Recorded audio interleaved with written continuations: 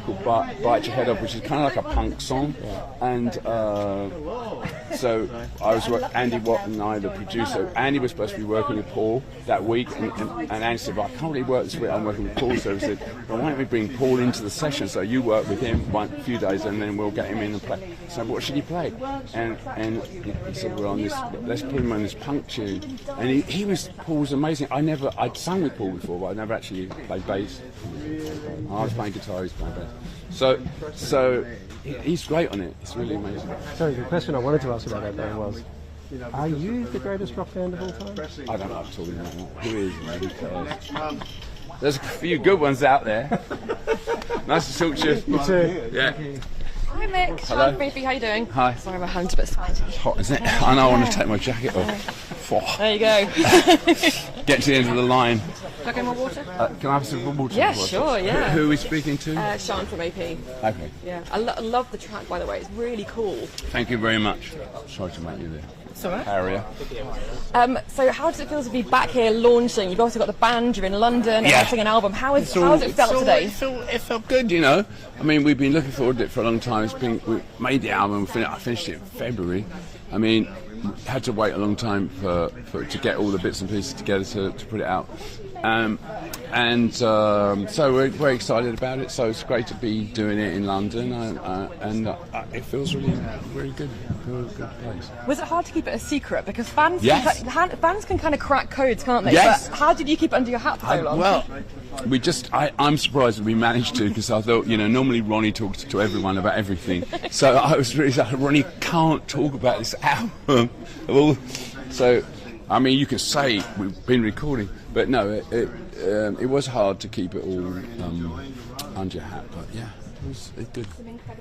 And you're looking forward to playing it live and getting it into your set? Yeah, I'm looking forward to it. I'm looking forward to seeing which ones people go for and which ones they don't like. Love all of them. And collaborations, I mean, how did you get, you've had Gaga, you've got Paul McCartney, how did you get them involved? Well, both of it, we recorded some of the sessions in LA, so Lady Gaga was in the studio next door, and so she wanted to come and say hello, so she walked in and she heard what we were doing, and then she walked in next to me, and so we started singing together. So, we sang it live, and then we went in and tied it up a bit, and it was very quick. That's an amazing it was fun. Story. Yeah, it's really fun. God. Thank you so much. Thank Lovely you. talking to you. Hello, Nick. Hi. Would you like to borrow my fan? What? I thought she was going to spray me. No, I'm not. Okay. Why is this so? I know. It's a hot day in London. I know. Well, you guys are on very good form. Well, we did enjoy it. It's already tomorrow there.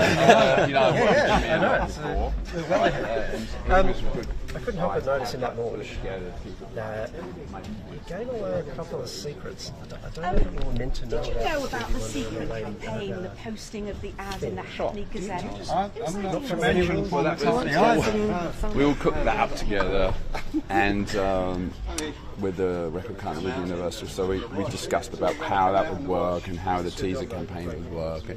And, we've done them before, and I think this one worked out. It's kind of funny. I got rather annoyed when the one that I couldn't get the track on. That really annoyed me. The one that I thought that went right by me, and I didn't know that was coming. I kept waiting for the track to come up, and it never come up. I'm not sure how great that one was. But fans are very smart these days, yes. And they worked it out pretty quickly. Yes, they did. They worked it out very quickly. How did you keep it secret? I don't know how we managed to keep it under our hats, because normally Ronnie talks about things even when I don't want him to, and he'd tell everyone, I say, don't forget, don't mention the album release date. But of course he always does. Charlie is on 2 of the tracks. Real Tell us about being in the studio and recording the others without him. It must have been bittersweet without Charlie. Well, yeah, it was difficult, but remember we had done 2 tours without him, so going to the studio was an extension of that, and you will sometimes think, oh, what would Charlie play on that? But you can't really go there, and Steve Jordan, the drummer, he's very respectful of Charlie, so he sometimes plays like what I think he imagines Charlie would have played to some degree, but still being his own guy, and you've got to be your own guy, and he sounds great on this record, and but he does play some things that remind you of some of Charlie's licks, even so. So, you know. The size of the launch here today, I mean, it's massive, it's international, it was live streamed. Get the impression that this album is a very, very special one for you guys. Yeah, well, it is a special album, and we are very pleased with it, and we hope everyone likes it. So we'll give it a big push. All right. Thank you. Nice to talk to you. And it's called a sweet sound of home. Hey, hey.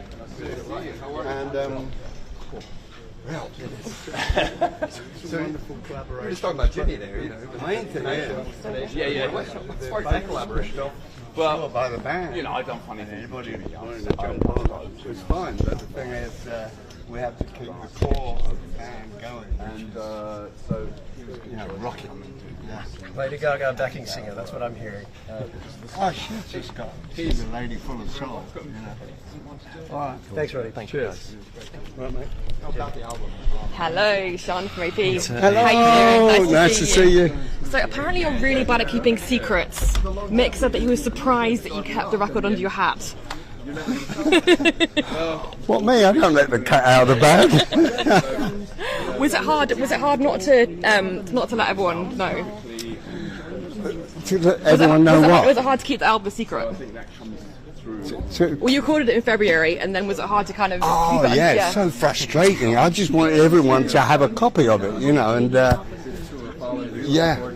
it's a very difficult thing to think of something else. You know, you can't talk about the album because they can't hear the music yet. Yeah. So, And how does it feel to like launch it here today with everyone? And obviously you've got really excited fans everywhere.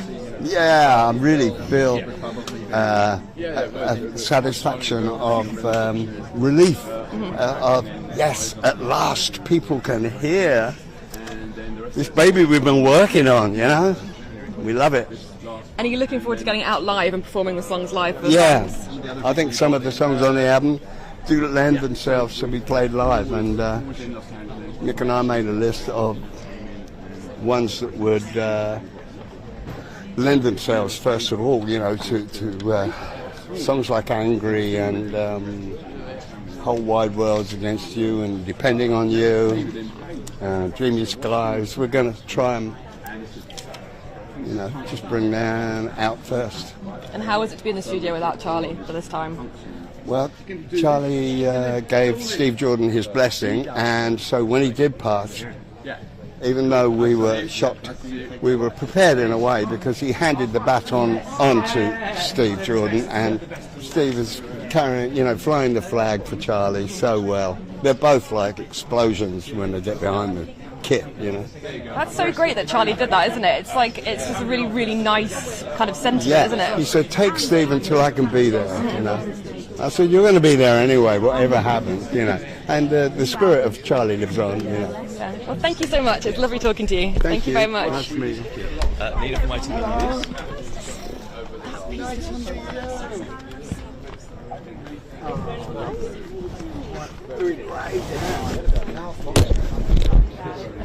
Personal family relationship. I'm not allowed to. You're a personal fan anyway. Right, you've got a really interesting moment. That was We are energized by making music. That's what we do, you know. And look at him over there. Yeah, always will be, you know that. The energy is good, you know, with the song. It's so positive. Finally going to be heard. For me, for fans, for everyone.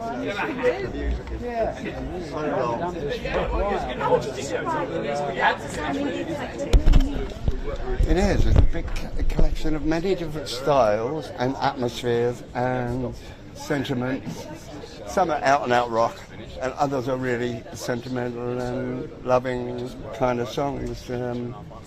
But they all carry a great message of music, of, you know, the soulful undertones and the rock and roll that this band possesses. It always has. You can't keep it down, you know. We can't retire or anything like that. Why can't you retire? It's bloody impossible to. You got to keep playing. You don't need the money. This one was done very much. I need the music. No, it's never been about the money. It's always been about the music, even though I want to raise. Are you heading out on tour then? I know you've got. Yeah, next year we've got America penciled in. We're hoping that's going to happen. Oh well, that's a revelation. Just tell us about Hackney Diamonds. Why it's called Hackney Diamonds? Then explain it to Well, me. when a car windscreen shatters, broken glass and the splinters are all, they're called Hackney Diamonds. And the artist, Mark Quinn, gave us the idea. He said that's what Hackney Diamonds are. And Keith loved the idea, and he said, come on, let's call the album that, you know.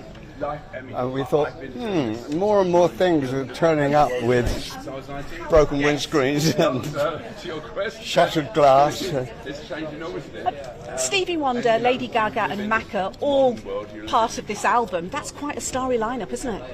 Yeah, we didn't intend it that way, but, you know, they happened to be nearby or passing by. Or I know Elton always wants to play, and he's crept in there, different places. Were you starstruck by any of them? Lady Gaga, she's pretty amazing to be with.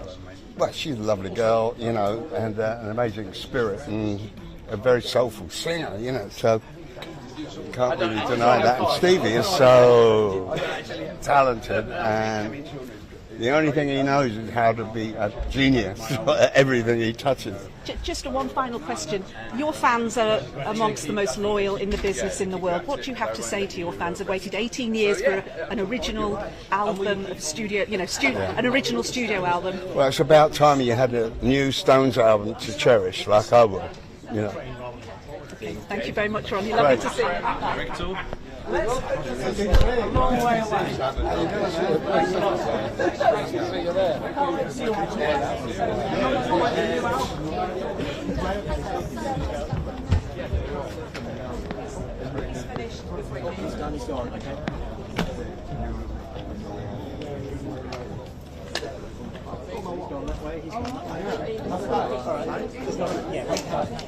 Mixed on.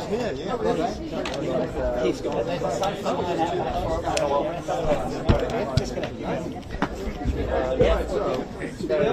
Thank